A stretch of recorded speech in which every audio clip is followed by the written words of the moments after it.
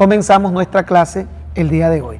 Entonces, vamos a hacer un pequeño paneo o un repaso muy elemental para introducirnos directamente en lo que nos corresponde estudiar el día de hoy.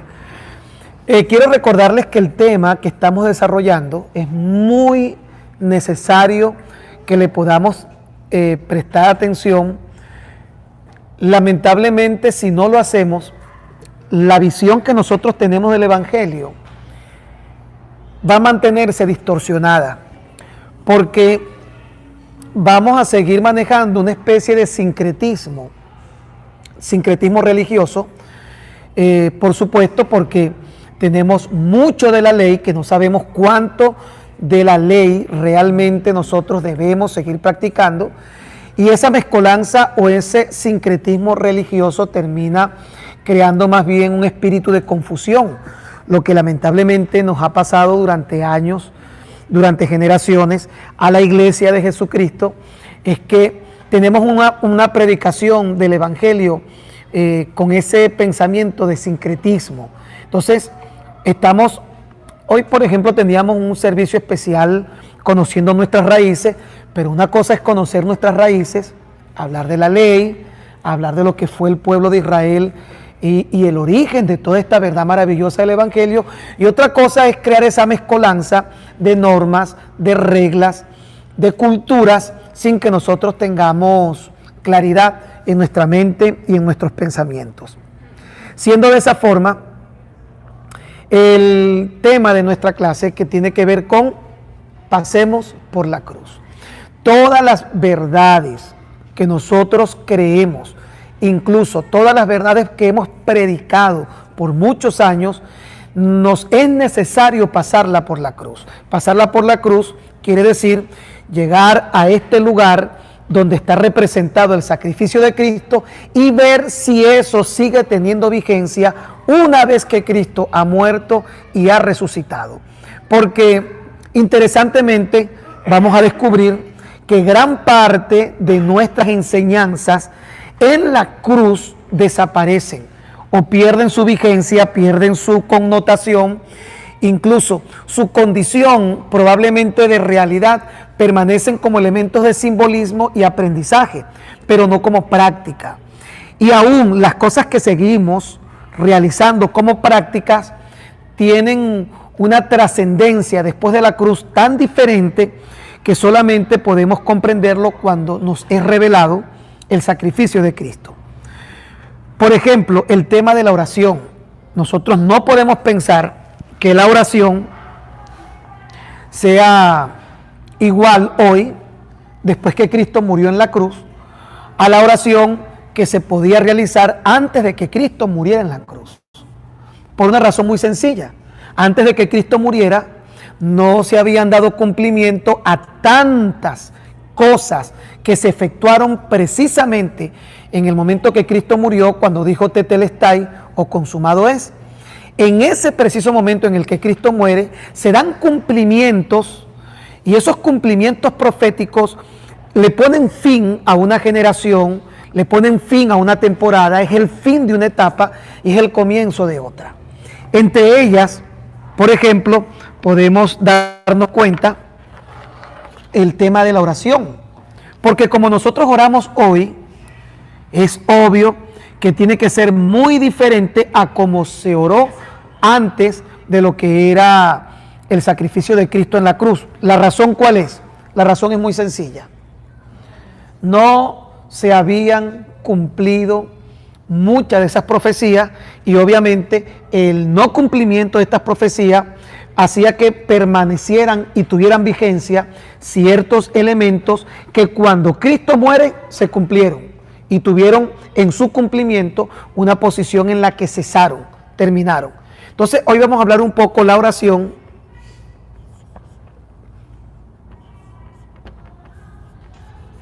La oración después de la cruz. Como les estoy diciendo, antes de la cruz, después de la cruz, y todas las cosas que nosotros consideramos prácticas, tenemos que llevarlas después de la cruz. Tenemos que visualizarlas después de la cruz. Siendo esto una verdad poderosísima, una verdad que nos va a hacer tener mucha más claridad, también nos permite entender por qué el mensaje antes de la cruz era tan diferente. Hablamos de la oración, pero también tenemos que hablar del mensaje. La visión que había de la predicación o el mensaje que se daba antes de la cruz. No existía la Biblia en primer lugar, teníamos lo que era la Tanaj y lo que era la Torá, pero todo el compendio que nosotros identificamos hoy como la Biblia, con su Antiguo y Nuevo Testamento, como tal no existía. Y al no existir, habían ciertas dependencias hacia el elemento místico, porque la iglesia que está ahora en el Nuevo Testamento, en diferencia al pueblo de Dios, en el Antiguo, ya no depende tanto de profecía, porque todos los días hay un mensaje práctico y diario que Dios nos da a través de su palabra. Si alguien te da una profecía o alguien habla de profecía y no hay libros, capítulos ni versículos, estamos frente a la gran posibilidad de que esto que podemos definir como profecía sean elementos de engaño en donde nosotros estamos corriendo el riesgo de ser seducidos aún sin que podamos darnos cuenta. Entonces, lo que es la oración, lo que es el mensaje, lo que son los sacrificios,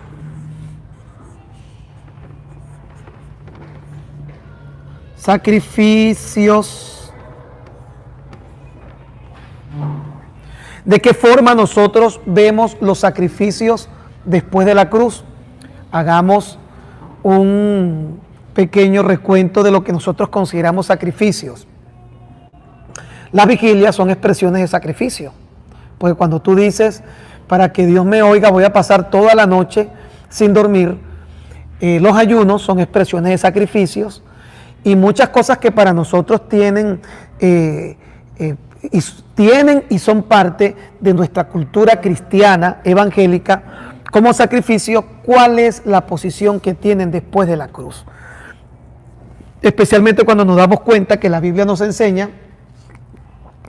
que con una sola ofrenda Dios en Cristo nos hizo perfectos para siempre. La oración, los mensajes, aquí vamos a poner entre paréntesis las profecías, los sacrificios, aquí vamos a poner entre paréntesis la forma de culto. Las formas de culto hoy son completamente diferentes a las que podíamos tener de forma anterior a la gracia. Ok, el tiempo dispensacional, si podemos hacer una referencia en cuanto a lo que es una dispensación, pero el tiempo dispensacional que nosotros tenemos y que vivimos hoy, después de la cruz, ¿cómo se conoce o cuál es el calificativo que tiene el tiempo dispensacional de hoy?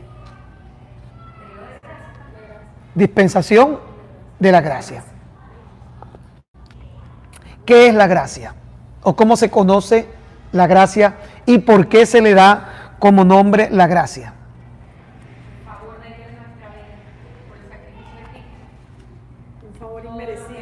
Gracia significa favor, regalo o don inmerecido. Eso es gracia. Consideramos que estamos en la gracia porque no merecemos nada. Sin embargo, lo que tenemos fue ganado y fue conquistado por mérito, no personal, sino que habiendo necesidad de que alguien lo ganara, Jesús lo ganó en la cruz. Es decir, sí hubo el mérito requerido, solamente que nosotros no podíamos cubrirlo, no lo podíamos cumplir, y el mérito realmente fue por el sacrificio de Jesús en la cruz. Eso es lo que se considera gracia. Es decir, que cuando yo estoy hablando de la gracia, yo debo ser claro de que eso significa que todo lo que anteriormente yo tenía que conseguir con mi propio esfuerzo, yo tenía que conseguir con mis propios esfuerzos, yo tenía que conseguir con sacrificio.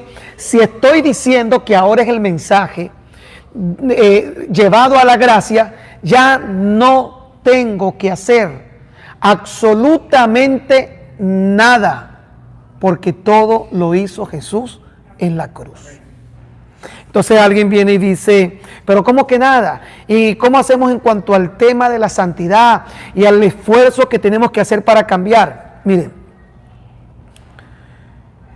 quizás es allí donde nosotros comenzamos a darnos cuenta que antes de la cruz se requerían de ciertos esfuerzos y ciertas condiciones, como por ejemplo, repito, los sacrificios, entre ellos esfuerzos personales como lo eran los ayunos, que no es que no se puedan hacer en este tiempo, que no es que no los podamos practicar, pero su práctica y el hacerlo hoy debe estar en línea con la dispensación que estamos viviendo, que es la gracia.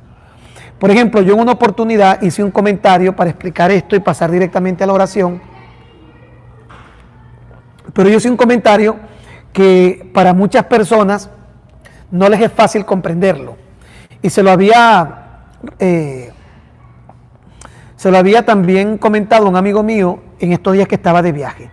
El comentario es el siguiente: todo esfuerzo humano, oiga bien, todo esfuerzo humano por tratar de ser santo es pura carnalidad. Es decir, cada vez que yo estoy haciendo un esfuerzo, oiga esto, un esfuerzo humano, yo, por tratar de ser santo, eso se puede considerar carnalidad. Ay, yo me voy a esforzar para no pecar, para no hacer esto. Todo esfuerzo humano por tratar de ser santo es pura carnalidad. Se lo voy a explicar. En los países orientales hay personas, por ejemplo, los monjes tibetanos en el Tíbet, muchos de ellos hacen ayunos de más de 40 días, tienen tiempos de largas meditaciones, se alejan de todo su entorno, de todo el mundo, y podríamos decir que esas personas son santas. Los tibetanos, los monjes de la India. Por ejemplo, hay un monje de la India que se dice que tiene años sin comer y se llevó incluso a una clínica donde se comprobó que su cuerpo había desarrollado ciertos elementos en donde reciclaba lo que era los líquidos y los alimentos, y esa persona supuestamente tiene mucho tiempo sin comer. Se dice que eso es un fraude. Ahora, lo que sí es seguro es que le han puesto cámaras y pasa mucho tiempo y no come. ¿Esas personas son santas? Pregunto yo. Pero están teniendo actitudes en las que se están apartando de un mundo, no tienen conexiones con personas del sexo opuesto, no fuman, no toman, hacen largas meditaciones en donde ellos están elevando el aura, elevando el espíritu. ¿Esas personas son santas? Pregunto. Si nosotros decimos que los esfuerzos humanos pueden llevarnos a la santidad, ellos son santos, porque su esfuerzo humano los está colocando en esa condición. Porque ¿qué es ser santo en realidad? La palabra santo significa apartado. Alguien que se ha apartado, alguien que ha tomado una posición diferente y se ha apartado del resto de las personas. Yo no puedo decir que los monjes tibetanos sean salvos. Yo no puedo decir que los budistas o los hinduistas, los que hacen esos largos peregrinajes cuando van a la India, yo no puedo decir que sean santos, ni siquiera porque duren 40 días sin comer o porque hagan largas meditaciones. Dentro de la perspectiva de la vida cristiana, entendiendo lo que es la gracia, todo lo que ellos están haciendo es carnalidad.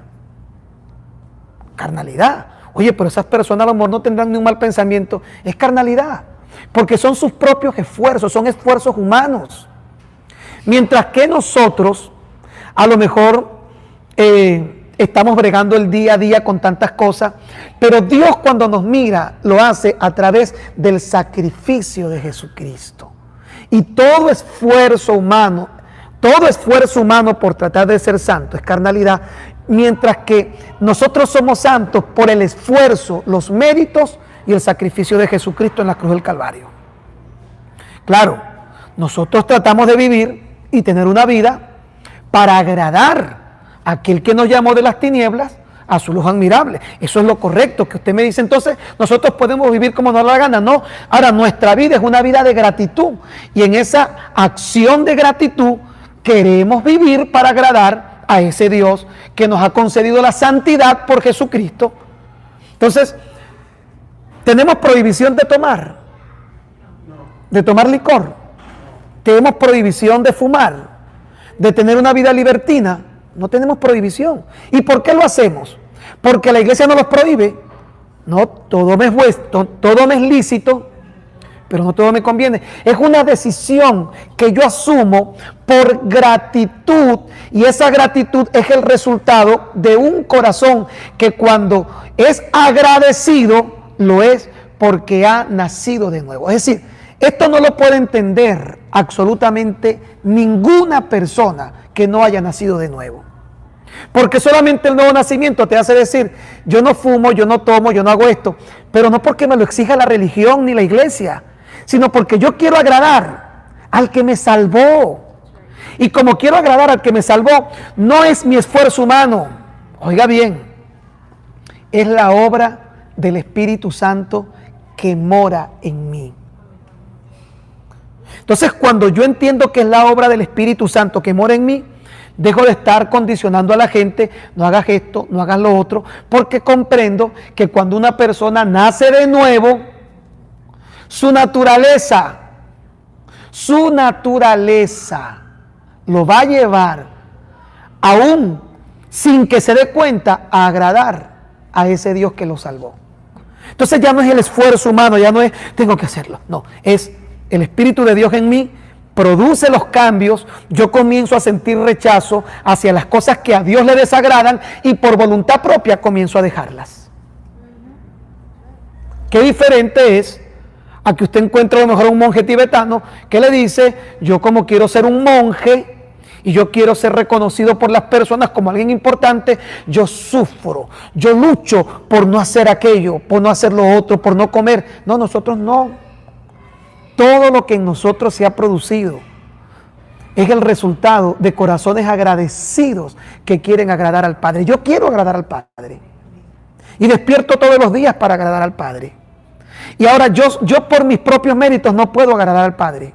Entonces usted se da cuenta cuando yo le quiero decir que claro que nosotros creemos en la santidad, creemos en que tenemos que tener una vida diferente, pero no a través de esfuerzos personales ni méritos propios, sino cuando podemos descansar y podemos dejarnos llevar por esa influencia del Espíritu de Dios en nosotros, que es todo lo que necesita un creyente para poder ser santo en práctica, porque en la realidad somos santos, porque hemos sido justificados por el sacrificio de Cristo. Ahora en la práctica, ¿qué es lo que necesita un creyente? Simplemente acercarse más a Dios. Ahí está el secreto. Usted no tiene que decir, tengo que dejar esto, tengo que dejar lo otro, no. Usted comienza a acercarse más a Dios. Eso quiere decir, usted tiene y dedica tiempo a orar, a leer la Biblia, a congregarse, a tratar de ser obediente al mandamiento divino. Y sin darse cuenta, usted comienza a tener una vida en santidad.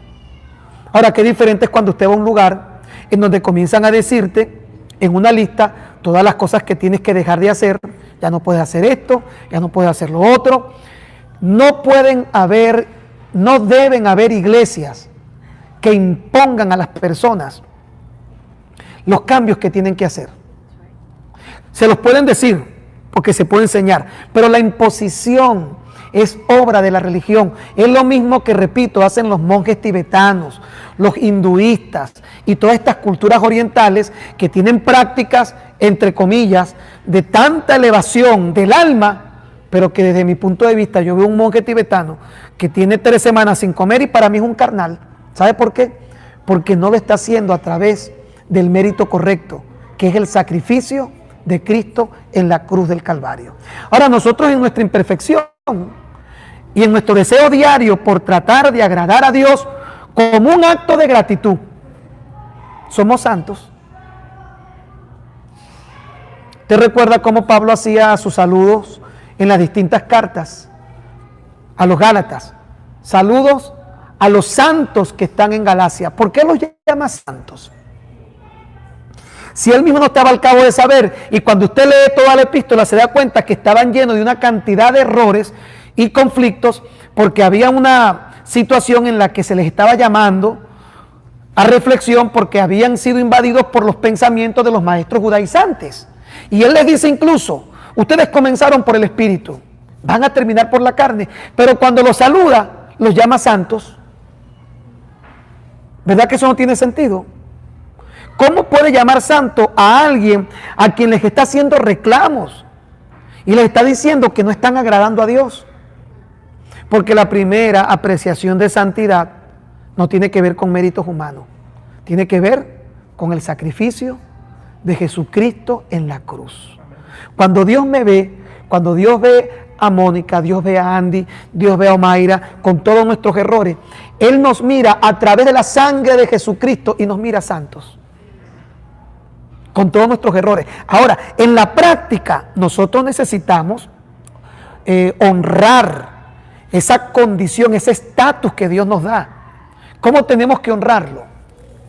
¿Cómo honramos ese estatus o esa condición de vida espiritual? ¿Cómo la honramos? Cuando nosotros entonces decimos, pero yo quiero agradar a Dios. Ahora, yo quiero agradar a Dios, no es gravoso. Ay, Dios mío, yo quiero agradar. Y, no, mire, no es gravoso. Mi yugo es fácil y ligera mi carga. Ven a mí y yo os haré descansar. ¿Qué quiere decir? Busca del Señor. Lee su palabra. Dedica tiempo a acercarte a Dios y va a fluir solo, sin tanto esfuerzo, va a fluir solo tu forma de hablar, tu forma de comportarte. Comienza a ser invadido por la naturaleza que está ya en nosotros, pero que no se logra desarrollar a menos que nos acerquemos cada día más al Padre eterno. Entonces, un creyente, si va a vivir en una frustración constante de santidad, si quiere agradar a Dios, pero resulta ser que no tiene una relación íntima con Dios. Entonces, todo creyente que desea agradar a Dios debe saber que ya es santo, pero para agradar a ese Dios que nos hizo santo, necesitamos tener una vida de intimidad. ¿Y cómo se tiene una vida de intimidad? Cuando buscamos de Dios. Lo que dice el libro de Romanos capítulo 8. Dice que los que son hijos de Dios, estos son guiados por el Espíritu de Dios. Ahora, ¿cómo se es guiado por el Espíritu de Dios? Cuando nosotros intimamos, tenemos una relación de intimidad. Y aquí hay algo que a mí siempre me ha gustado decir: a mayor intimidad, mayor revelación. A menor intimidad, menor revelación. Es decir, va a encontrar mucha gente que no tiene intimidad con Dios, pero le encanta opinar y le encanta juzgar. Y opinan y juzgan incorrectamente porque no tienen la revelación para mirar con claridad las cosas. Porque la única manera de tener revelación y que tengamos una mente clara sobre estas verdades, sobre estos misterios espirituales, la única forma, ¿sabe cuál es? Cuando tenemos intimidad. Diga conmigo: a mayor intimidad, mayor revelación. A menor intimidad, menor revelación. ¿Ha visto esa gente que no ora, no lee la Biblia, pero le encanta opinar? Y casi siempre cuando opinan están equivocados, porque son los que la Biblia define como fariseos. Conocen algunos versículos que creen que son así, pero ellos no opinan bajo intimidad. Ellos opinan por conocimiento. Y conocimiento no es revelación. Revelación es cuando te es esclarecida una verdad que tu espíritu la puede digerir. Y cuando tu espíritu la puede digerir, tus sentidos, no solamente tu mente, tus sentidos están en línea con esa palabra o esa verdad que ha sido revelada. ¿Cuánto le gustaría tener una vida en santidad para agradar al Padre? ¿Qué hay que hacer? Tener intimidad con Dios, y eso fluye solito. Mire, yo he conocido personas que llegan del mundo y ellos solos se confrontan cuando empiezan a orar y a buscar de Dios, empiezan a sentirse mal cuando mantienen ciertas prácticas, aun y cuando nadie les ha dicho que dejen de hacerlo. Yo conozco personas que llegan a Cristo y nadie les ha dicho que dejen de fumar, y ellos empiezan a sentir como un rechazo y un asco. Y dicen, oye, esto no me gusta. Y sin darse cuenta y sin que se los pidan, dejan de hacerlo. Personas que vienen a Cristo y están en una vida de lujuria, adulterio, fornicación. Y tengo la experiencia de alguien que probablemente esté en la clase. Hay un amigo que es un pastor y es un buen amigo. Él es marino mercante. Yo sé que él está oyendo la clase. Él llegó a Cristo con su amante y su esposa y su familia la tenía en su casa. Y cuando él venía y viajaba a Puerto Ordaz, él llegó con su amante. Y él consideraba que eso estaba bien. Y cuando él comenzó a acercarse a Dios, él empezó a darse cuenta que eso era malo. Y me dice que un día, estando con esa persona, él después sintió tal rechazo. Y nadie le había dicho. Y me dice, mira, lo más increíble, pastor, me dice él, es que a mí nadie me había dicho, nadie me había explicado. Yo aún no entendía lo que era adulterio ni fornicación. Pero cuando yo comencé a acercarme a Dios, eso de pronto, sin yo poderlo definir como adulterio, porque para mí, mientras yo respetara a la otra persona y mi esposa no supiera, para mí era normal. Y aún yo no había llegado a ese punto de que me dijeran lo que era el adulterio, no me habían explicado el concepto de adulterio. Para mí eso era algo que hacían los hombres, y mientras más mujeres, más hombres. Pues mire, él me dice que en esa oportunidad, él sintió un rechazo y sintió un asco que él comenzó a vomitar. Y a partir de ese momento fue un acto del Espíritu Santo redarguyéndolo de justicia, de pecado y de juicio. Ahora va a encontrar una cantidad de personas que quieren cambiar como cambian los monjes tibetanos, con sus propias fuerzas. No oran, no leen la Biblia, no buscan de Dios, pero yo tengo que dejar esto. No, el problema no es lo que tienes que dejar. El problema es que tienes que acercarte a Dios. Y Dios, a través del Espíritu Santo, Él, sin que te des cuenta, y cuando menos te percates, va a hacer que abandones prácticas que para ti quizás eran normales, y aún sin que tú puedas explicar por qué ya no son normales, tú empiezas a sentir que ya no debes hacerla, y hasta comienzas a sentir repulsión y rechazo. Qué diferente, ¿verdad? Pregunto, ¿cuántos de los que están acá o me están oyendo en esta clase? Es mi pregunta. Dejaron cosas sin que alguien se lo impusiera. Todo el que nace de nuevo y comienza a acercarse a Dios, le está dando cancha y oportunidad a que sea el Espíritu de Dios el que trabaje. Ahora he encontrado esas personas que casi no se congregan, nacieron de nuevo pero no tienen intimidad con Dios, y ellos están luchando para dejar cosas y están invirtiendo el patrón. El patrón no es que luches para dejar algo, no. ¿Cuál es el patrón? Que busques de Dios y el Espíritu Santo. Oye bien lo que dice la Biblia. Es Él el que produce en nosotros el querer como el hacer. Es decir, ¿quién es el que produce el querer? Ya yo no quiero. Es que ya yo no quiero hacer eso porque es que me di cuenta que en mi iglesia no hacen esto. ¿Eres tú el que produce el querer? ¿Quién es el que produce el querer como el hacer? El Espíritu Santo. ¿En dónde hemos fallado? En no acercarnos a Dios. ¿Dónde está el secreto para tener una vida que a Dios le agrade? En santidad ya somos santos, recuerden. Pero ¿dónde está el secreto para tener la vida que a Dios le agrada? En vivir en intimidad. Y hago la diferencia entre comunión e intimidad. Pues yo tengo comunión con todos ustedes. Comunión significa tenemos cosas en común y eso en común permite que nos comuniquemos. Pero yo solamente tengo intimidad con mi esposa. ¿Entiende la diferencia entre tener comunión con Dios y tener intimidad? ¿Cuál es la diferencia entre comunión? Porque muchos dicen, ay, pero es que a mí no me ha pasado nada, yo tengo comunión con Dios, yo me congrego. No, es verdad, tú tienes comunión, pero la diferencia no está en la comunión. La diferencia está en la intimidad. Son dos cosas muy diferentes. Por ejemplo, yo tengo comunión con todos ustedes. La palabra comunión viene de común. Es decir, nosotros tenemos puntos en donde convergemos en ideas y pensamientos, y eso nos permite tener una comunicación. Tenemos comunión. Y de pronto vengo, salgo y saludo a Andy. Andy, ¿cómo está? Y Andy me cuenta sus cosas, yo le digo mis cosas y salimos, nos comemos un asado, regresamos, tenemos comunión.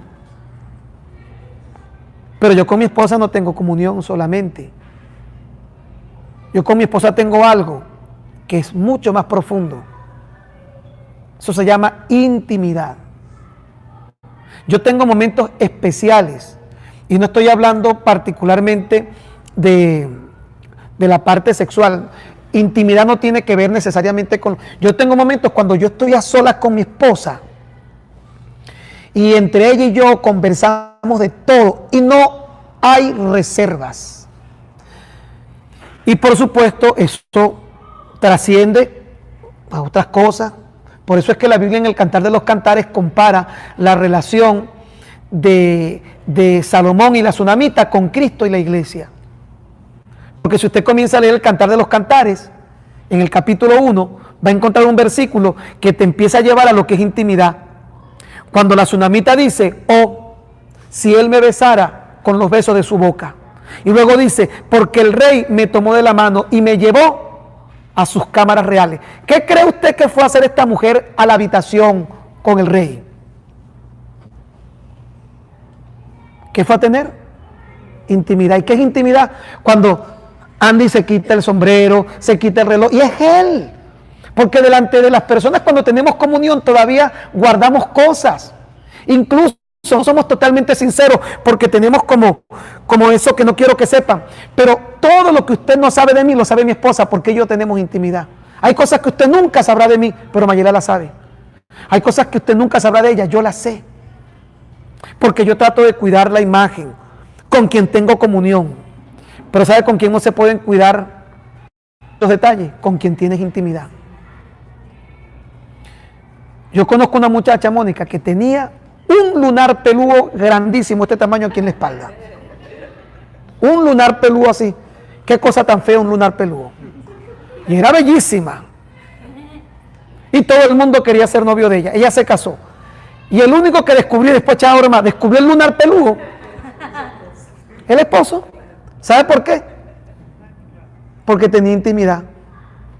Pero con todos los que tenía comunión, ninguno sabía del lunar peludo. ¿Sabe lo que quiero decir con intimidad? Que en la intimidad tú eres quien eres. Y Dios te conoce tal cual.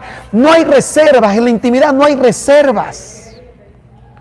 En la intimidad no hay maquillaje. En la intimidad no hay hipocresía.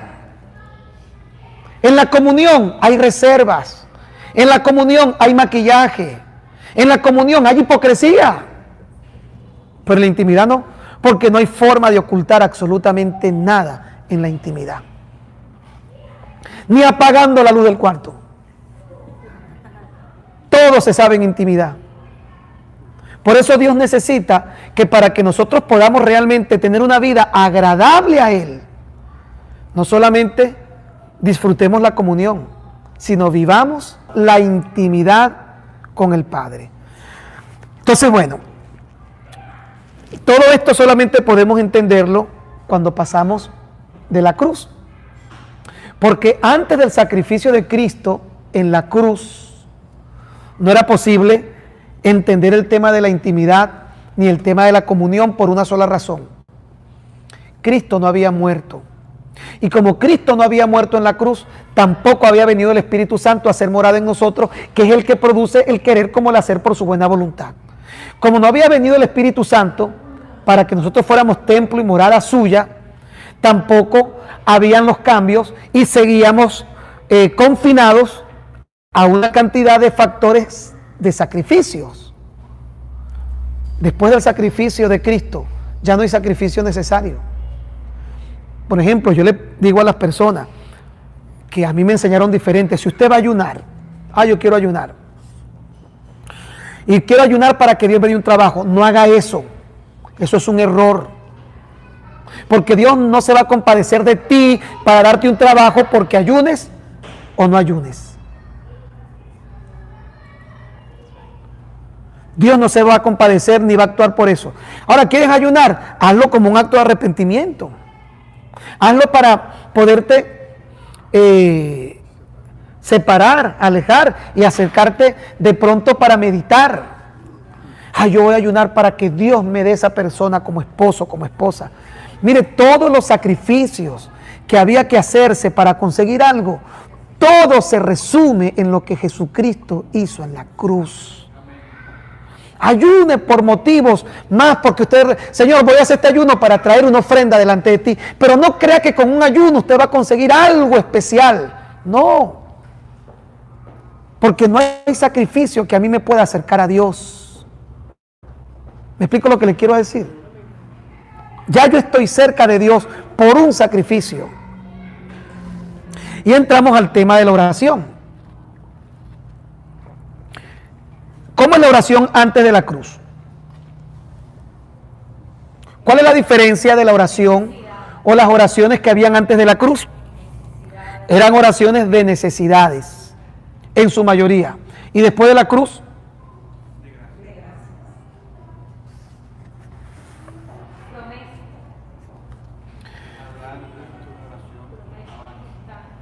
se cumplieron. Mire, recuerde que cuando la Biblia dice que Jesús es el autor y consumador de la fe, quiere decir, oiga bien, que en Cristo, mediante la fe, todo está cumplido. Ahora usted dice, ¿y si todo está cumplido, por qué no he recibido todo? Porque es un acto de fe. Porque sin fe es imposible agradar a Dios. Y es necesario que el que se acerca a Él crea que le hay y que es galardonador de los que le buscan. Entonces necesitamos que nosotros a través de la fe tengamos este encuentro especial. Y nos damos cuenta que durante la ley, antes de la cruz, nuestras o las oraciones eran oraciones basadas en necesidades. Pero después de la cruz no. Después de la cruz hay una diferencia bien diferente, bien especial en relación a todo esto. Hoy en día nosotros tenemos la realidad de lo que es la acción de gracia. Prevalece la acción de gracia a la necesidad. ¿Por qué? Porque todo fue cumplido. ¿Qué quiere decir el libro de Colosenses? Esta es una pregunta que quiero hacerles.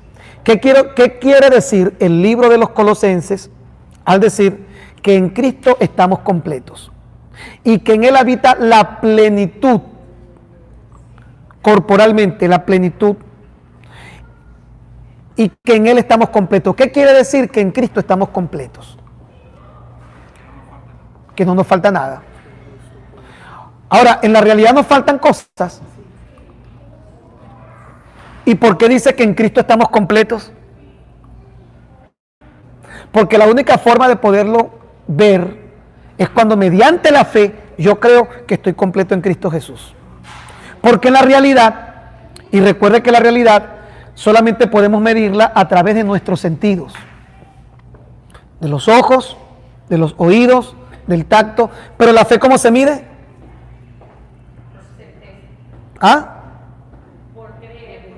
Solo por creer. Yo creo, aunque no sienta nada. ¿Qué es más fácil? ¿Creer a la realidad de nuestros sentidos o creer a la realidad de la fe, lo que no veo ni puedo sentir? ¿Qué es más fácil? A la realidad de nuestros sentidos. Por eso es que cuando decimos que en Cristo estamos completos, solamente podemos recibirlo mediante la fe. Y en el momento que lo oyes suena bonito. Mantenerte en esa realidad es la que quizás se complica. Cuando yo comienzo a darme cuenta que tengo necesidad y yo por fe debo creer que no tengo necesidad. Cuando tengo un dolorcito por aquí y yo por fe debo creer que estoy sano. Cuando tengo un problema y yo por fe debo creer que ya Dios me dio la victoria. Porque todo lo que necesitamos, todo en lo que estamos completos, solamente es posible mediante la fe. Porque sin fe es imposible agradar a Dios. No es difícil, porque si es difícil, bueno, vamos a hacer un esfuerzo. No, sin fe es imposible. Imposible quiere decir imposible, que no se puede, que no hay manera, que solamente un milagro puede realizarlo. Entonces, cuando nosotros pensamos en la oración después del sacrificio de Cristo, podemos descansar, podemos orar mediante la fe. Y al orar podemos hacerlo de dos formas. Oiga bien esta parte que le expliqué la semana pasada. Podemos descansar mediante la fe o sobre necesidad o sobre verdad. Es decir, usted tiene fe y cuando ore, esa fe debe descansar sobre necesidad, descansar o sobre verdad. Todo lo que ocurrió en el Antiguo Testamento y que mucha gente quiere seguir confinado, esa forma de pensar, descansan en necesidad. Y todo lo que ocurrió después de la cruz nos hace descansar en verdad. ¿Cuál es la verdad?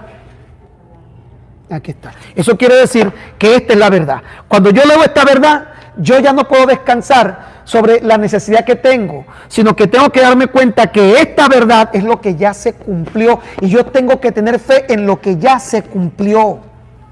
¿Cuándo se cumplió? En la cruz, cuando Cristo murió.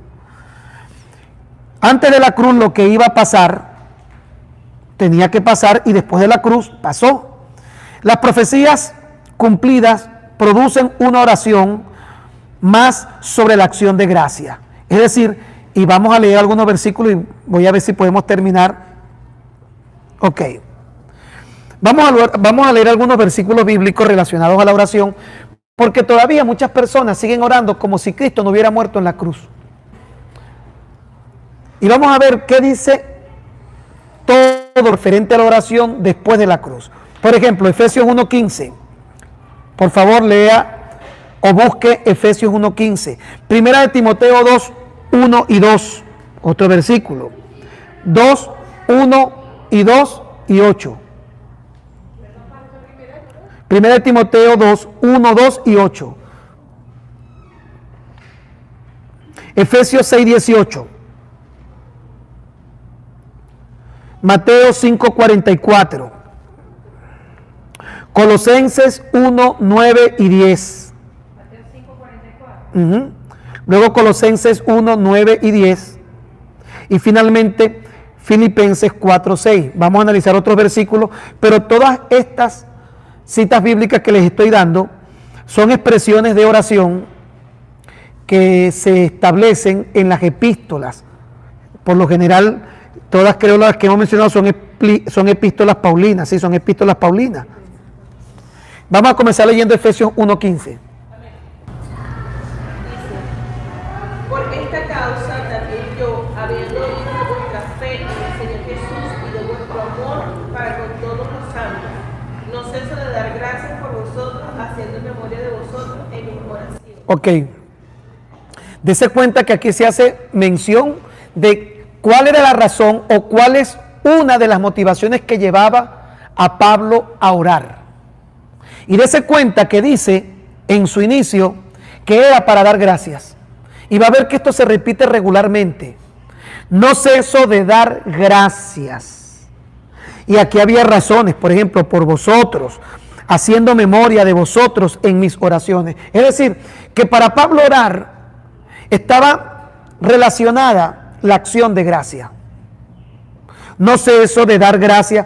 Mientras que para nosotros orar, ¿por qué nosotros usamos la oración y para qué regularmente el cristiano usa la oración? Para pedir. ¿Y qué nos lleva a crecer en nuestro tiempo de oración? Es decir, cuando nosotros oramos 15 minutos y de repente usted es un creyente que asombrosamente tiene un mes orando 1 hora todos los días, ¿qué habrá pasado que está orando tan largo ahora? ¿Ah? Porque tiene un problema de este tamaño. Y como tiene un problema de este tamaño, ahora está orando más. ¿Por qué? Porque cuando no tenía el problema, oraba 15 minutos. Ahora tiene un problema de este tamaño, ahora está pidiendo más. Y dése cuenta que esa no es la característica principal de la oración después de la cruz. Sino que Pablo dice: no ceso de dar gracias por vosotros, haciendo memoria de vosotros en mis oraciones. Y luego explica también para que el Dios de nuestro Señor Jesucristo, Él oraba por esto, el Padre de gloria, os dé espíritu de sabiduría, de revelación en el conocimiento de Él, alumbrando los ojos de vuestro entendimiento para que sepáis cuál es la esperanza a la que Él os ha llamado y cuáles son las riquezas de su gloria, de su herencia en los santos y cuál la supereminente grandeza de su poder para con nosotros los que creemos según la operación del poder de su fuerza. Primera de Timoteo 1, 2 y 3. Vamos a ver otro. Primera de Timoteo capítulo 2, 1 y 2. Amén. Exhorto ante todo a que se hagan rogativas, oraciones, peticiones y acciones de gracia por todos los hombres, por los reyes y por todos los que están en eminencia, para que vivamos quietas y reposadamente en toda piedad y honestidad.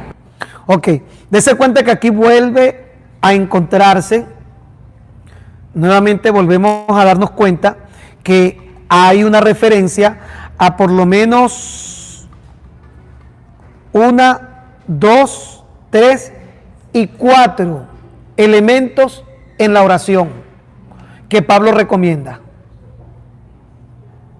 ¿Cuáles son esos 4 elementos? Rogativas, oraciones, peticiones y acciones de gracia. Volvemos a ver ahora que la acción de gracia.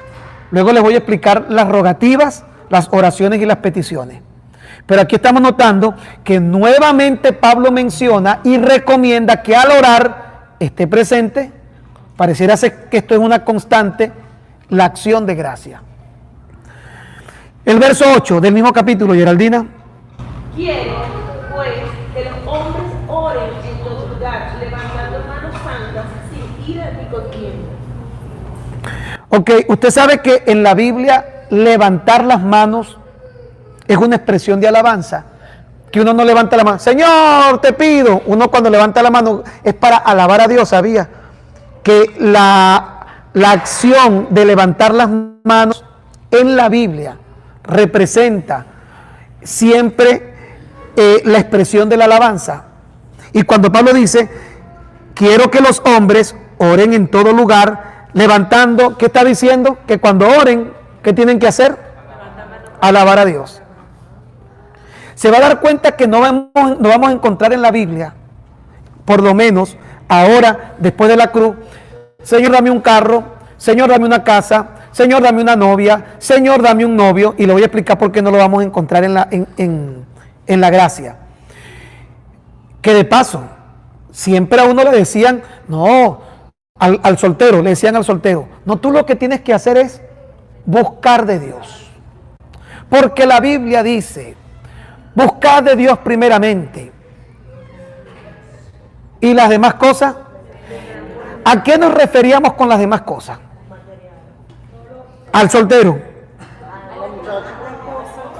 Le estamos diciendo a la soltera o al soltero que estaba desesperado con una novia o un novio, que buscaran de Dios primero, que Dios le iba a dar esa novia o ese novio que estaba esperando.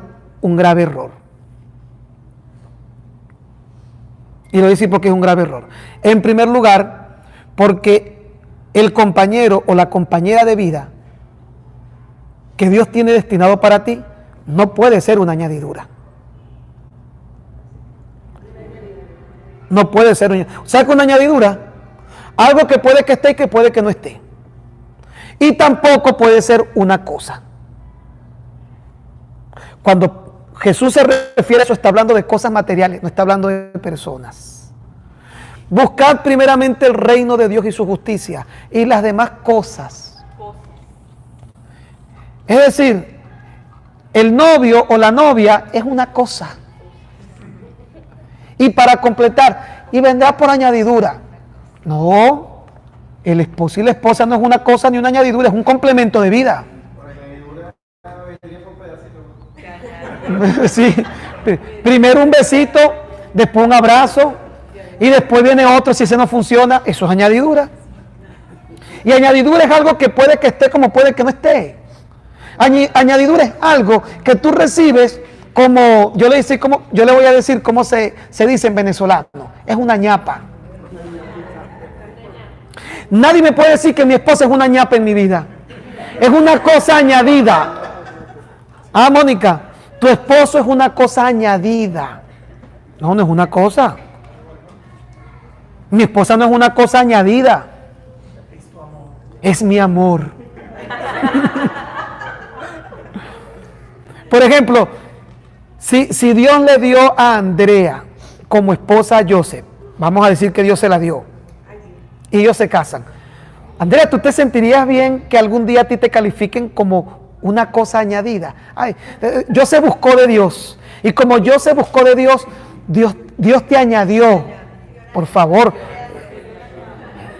Pero se da cuenta que siempre usábamos eso para decírselo a los solteros, que mire, eso no se está refiriendo a las personas que de forma tan valiosamente importante van a formar parte de nuestra vida.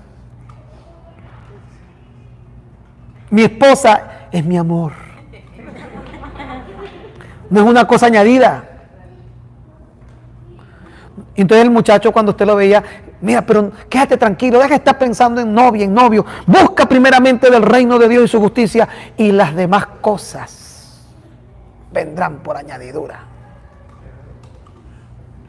Bueno, usted tiene que decir, ya un momentico, yo voy a seguir buscando a mi novio y novia, porque añadidura es un carro, eso es una añadidura.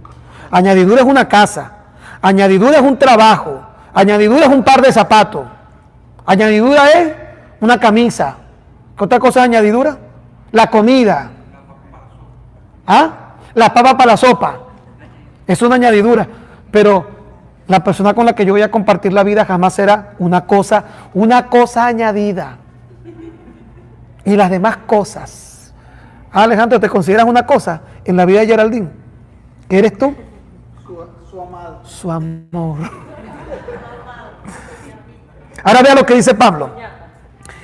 A los hombres que oren en todo lugar, vea, oren en todo lugar, levantando manos santas sin ira y sin contienda. Pablo está diciendo que en la oración debe prevalecer la alabanza. Y no el que usted le tenga que pedir lo que necesita. Y le voy a explicar por qué. Porque en la ley, antes de la cruz, lo que necesitabas quizás tenías que hacerlo porque no habían cumplimiento de muchas cosas. Pero dice el Salmo 139, que aún no está la palabra en mi boca. Y ya el Señor la conoce. Ahora tú dices, ¿y cómo hago entonces cuando tengo necesidad? Ven ante Dios con acción de gracias, con alabanza. Dios conoce tu necesidad y lo que tú necesites, Él te lo va a dar aún sin que tú se lo pidas, porque Él sabe lo que tú necesitas. Son características. Y vamos a explicar lo que son rogativas, oraciones, peticiones y acciones de gracia. Efesios 6, 18. Vamos a otro pasaje. Es Efesios 6, 18. Ajá. Orando en todo tiempo con toda oración y súplica en el Espíritu, y velando en ello con toda perseverancia y súplica por todos los santos. Ahora Pablo está diciendo que en la oración, la súplica, aquí pareciera que es un poco más específico, debe ser por los santos y su perseverancia. ¿Se da cuenta que nuestras oraciones son muy materialistas? Y si se pone a analizar lo que Pablo está diciendo en cada una de estas cartas, siempre la oración giraba en torno a acción de gracia. Y entonces ahora como que es más específico en cuanto a las rogativas y a las peticiones, porque aquí dice, súplica en el Espíritu y velando por ello con toda perseverancia y súplica por todos los santos. Es decir, mi súplica y mi rogativa es, Señor, cuida a Andy, Señor, cuida el matrimonio de Mónica y Andy, Señor, cuida a mi hermana Sergia, Señor, protege a sus hijos. Esa es la característica de la oración, una oración humana, sensible. Y aquí pareciera ser que Pablo es más específico y da a entender que las rogativas y las súplicas no es porque, ay, Señor, dame un carro, Señor, es que sea un BM, Señor, y que tenga... No. Pablo pareciera ser que te está diciendo y te está enseñando que la súplica y la rogativa tiene que ser por la necesidad, por la fe de tus hermanos, por el crecimiento de las personas que han creído en el Señor, por la salvación del que no ha creído. En este caso en particular, Mateo 5:44. Pero yo os digo, amad a vuestros enemigos, bendecid a los que os maldicen, haced bien a los que os aborrecen, y orad por los que ultrajan y os persiguen. Aquí encontramos ahora una recomendación que hace el mismo Señor Jesucristo de cuál debe ser el elemento característico de la oración. Y está diciendo que en la oración, cuando tú ruegas, cuando tú suplicas, no es que ruegas o suplicas por tu casa que no tienes, por tu trabajo que no tienes, sino que ruegas y suplicas por tus enemigos, para que Dios tenga misericordia de ellos. Ese compañero de trabajo que le tiene a Andy, aquí lo tiene hasta aquí, y entonces Andy empieza a rogar y a suplicar por él, porque eso es lo que nos convierte en verdaderamente hijos de Dios. Nos quedan 2 versículos bíblicos, Colosenses 1, 9 y 10. Por lo cual también nosotros, desde el día que lo oímos, no cesamos de orar por vosotros y de pedir que seáis llenos del conocimiento de su voluntad en toda sabiduría e inteligencia espiritual, para que andéis como es digno del Señor, agradándole en todo, llevando su fruto en toda buena obra y creciendo en el conocimiento de Dios. Ahora dése cuenta, aquí nuevamente te vuelve a decir de forma más explícita cuáles deberían ser las expresiones de la oración. Dése cuenta que esta es una oración que nosotros no vamos a encontrar una condición diferente después de la cruz. Ahora, probablemente usted puede encontrarlo antes de la cruz, porque después de la cruz todo fue cumplido. Tu casa, tu trabajo, ya Dios lo tiene. Y cuando tú te preocupas por la necesidad de los demás, Dios te va a dar a ti lo que necesitas, aun y cuando tú no lo pidas. Usted recuerda el caso de Job, ¿verdad? El caso de Job es increíble, porque Dios permite que a Job se le mueran los hijos. La mujer queda endemoniada. Sí, pues se endemonió la mujer de Job, se endemonió. Maldice a Dios y muérete. Se le rebelen los amigos. Le roben todo y quede sin nada. Y todo el libro de Job es Job, esto, lo otro, y Señor, y yo no sé qué, yo he sido justo, y los amigos acusándolo, y Job por aquí, y Job por allá. Y nada que se resolviera el problema de Job. Más bien como que el problema de Job se acrecentaba, la dificultad, aquello, lo otro, y volvían los amigos, y volvía Job, y se defendía, y argumentaba. Llegó un momento cuando Dios se le revela. Y Job le dice a Dios, de oídas te había oído, ahora mis ojos te ven. Luego dice la Biblia que Job dejó de orar por él y volvió a orar por los amigos. ¿Y sabe qué dice la Biblia? Que cuando Job comenzó a orar por sus amigos, Dios lo restauró.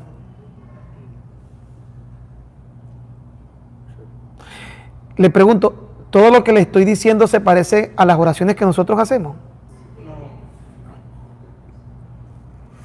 Finalizamos con el último versículo, Filipenses 4:6. Por nada estéis afanosos, si no sean conocidas vuestras No. peticiones delante de Dios en toda oración y ruego, con acción de gracia. Ahora, el texto que está leyendo Laura le da otra connotación ahora a la oración. Y la connotación que le da Pablo a los filipenses en cuanto a la oración es que pareciera ser que ahora les está diciendo que la oración es una forma de drenar las cargas y las preocupaciones. Mira lo que dice, por nada estéis afanosos. ¿Cómo no vas a estar afanoso? Ven y cuéntale a Dios lo que te está cargando, lo que te tiene. Señor, estoy hasta aquí con esa mujer, me tiene cansada. Para eso también es la oración. Señor, mire esa situación, ese vecino que me pone la basura en la puerta de la casa, Señor, no lo aguanto. Mire, Señor, la situación del país. Ahora llega Pablo a los filipenses y les dice, ¿sabe lo que es afanoso, verdad? Preocupado, inquieto, angustiado, y le dice, por nada estáis afanosos. Y los filipenses preguntan, ¿y cómo me quito este afán? Ve y cuéntale a Dios tus inquietudes y tus cargas. Eso es lo que le está diciendo, vea, por nada estáis afanosos, sino que sean conocidas. Ahora, ¿será que Dios no la sabe? ¿Será que Dios no la sabe? Yo el año pasado yo le dije a usted que le iba a hacer un taller de consejería pastoral. No hemos podido hacerlo.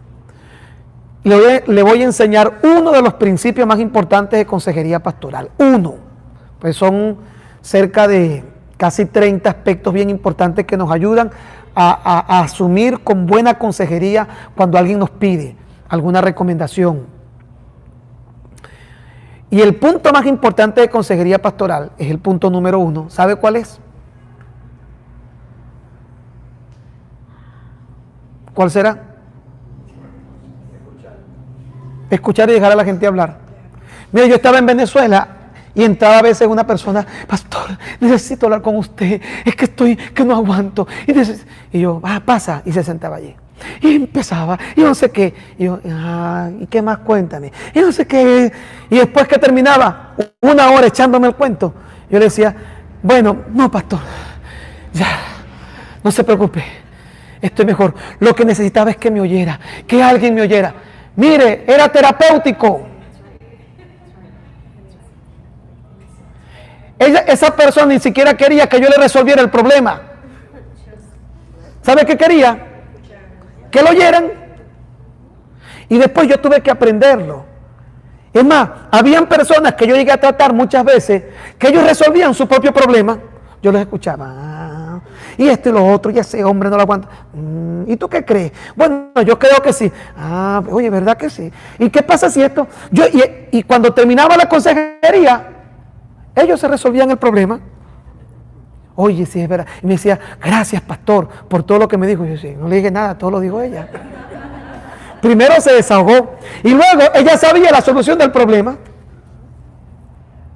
Cuando la Biblia dice, por nada estéis afanosos, sino sean conocidas, no es que tú vas a hacer de conocimiento a Dios de algo que obviamente Él ya sabe, sino que tú te vas a desahogar. Tú le vas a hacer conocer cómo te sientes. Para eso también encontramos que es la oración. Porque usted cree que incluso muchas veces hasta llegamos ante Dios para decirle, mira, Señor, estoy bravísimo con esa persona y no la aguanto. Y Dios lo que te estés oyendo, y sin que tú te des cuenta, tú estás drenando, tú estás soltando todo eso. Y después que terminaste la oración, ¿cómo salimos después que dijimos que lo íbamos a matar, que lo íbamos a ahorcar? Decíamos, ay, Señor, perdóname, fue un momento de rabia. Hasta para eso es la oración. Entonces nos encontramos que la oración tiene como principal elemento la acción de gracia. Gracias, gracias, gracias. Hermano, hay tanto que dar gracias. En segundo lugar, la alabanza. Levantad manos santas, sin ira. En tercer lugar, la súplica, el ruego. Y dése cuenta que en ningún momento es súplica y ruego por la misma persona.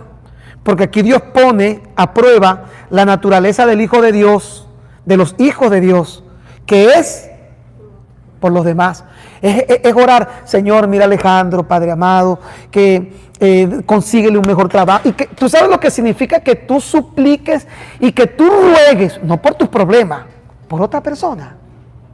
Que tú llores, no porque tú creas que vas a convencer a Dios, sino porque Dios está conociendo que tu corazón es un corazón de amor y de misericordia. No porque tu súplica va a hacer que Dios obre, porque Dios ama a Alejandro y Dios lo va a ayudar, pero tu súplica sí pone en prueba que tú amas a tu prójimo. Y eso es lo que Dios quiere que desarrollemos y en donde Dios quiere que crezcamos.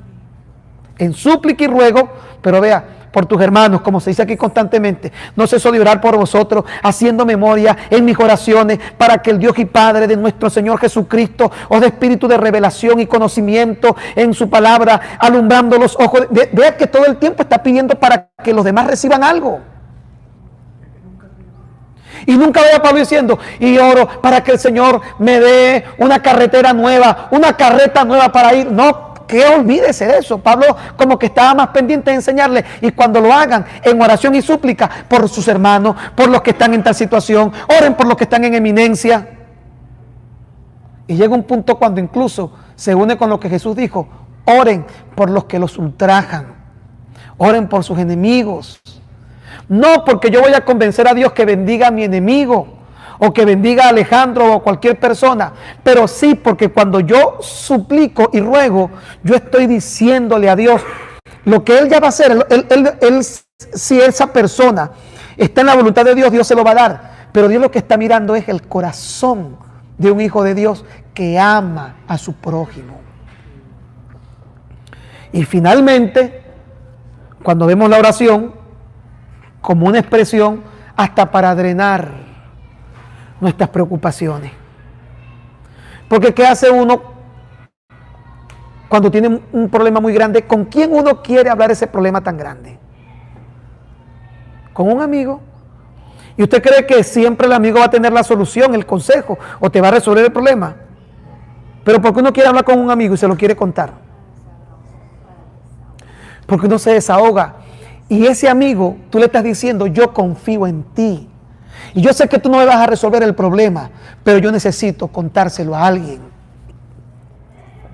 Por eso es que dice, por nada estéis afanosos, si no sean conocidas vuestras peticiones delante de Dios, en toda oración y ruego, con acción, y vea que vuelve a terminar con lo mismo, con acción de gracia. ¿Qué le parece? Entonces nosotros debemos orar sobre verdades. Es la realidad después de la cruz, porque todo lo hizo Jesús en la cruz. Él no hizo algunas cosas, todo lo que tiene que ver a nuestro bien lo hizo Jesús en la cruz. No es que Jesús me va a sanar, ya Él me sanó. No es que Dios me va a bendecir, ya hemos sido bendecidos con toda bendición espiritual. No es que Dios me va a hacer feliz, es que en Cristo yo soy feliz. Ahora usted dice, ¿y dónde dejamos las necesidades del carro, de la comida, de la casa? Pues buscar primero, eso sí, ahí se aplica. Busquen primeramente el reino de Dios y su justicia. Y una casa, un carro, ropa, comida, ¿qué otra cosa? Zapato. ¿Ah? El yate, el avión, todo eso es añadidura. Jesús daba a entender como que no pidan por las añadiduras, porque Dios sabe de qué tenéis necesidad. Dios sabe que necesitas un trabajo, quédate tranquilo, Dios te va a dar el trabajo. Cuando ores, ven con acción de gracias. Gracias, gracias Señor, gracias. Cuando ores, alaba, Señor, te alabo por tu grandeza, por tu poder, por tu majestad. Cuando ores, intercede con ruego y súplica por tus hermanos, por las personas. No porque Dios lo tienes que convencer para que bendiga a alguien. No lo tienes que convencer. Pero eso sí dice cuánto tú amas a alguien. Con acción de gracia. Y hasta para drenar tus cargas emocionales. Porque verdad que a veces lo necesitamos. Entonces, nos queda la próxima semana para terminar el tema de la oración, discutir un poquito más sobre el tema de la oración. Hablamos de estos puntos. Creo que para febrero, mediados de febrero, entramos con el nuevo tema. Ok, finalizando este tema, ¿tienen alguna pregunta? A las personas que están conectadas acá, quiero recordarles que es importante que por favor le dé pulgar arriba. Es más, si puede hacerlo desde ya para que no se le olvide, que se suscriba, y las preguntas, por favor, hágala a través del Instagram. Gustavo Moros Oficial Instagram. Por allí voy a responder las preguntas. Ahora, los que estamos aquí, no sé si tengan alguna pregunta. Vamos a terminar esta clase. Vamos a despedirnos. Dale una vueltica ahí para que salude a los hermanos que están aquí hoy. Nunca lo hacemos, pero hoy lo vamos a... Despídanse, díganle. Dios les bendiga.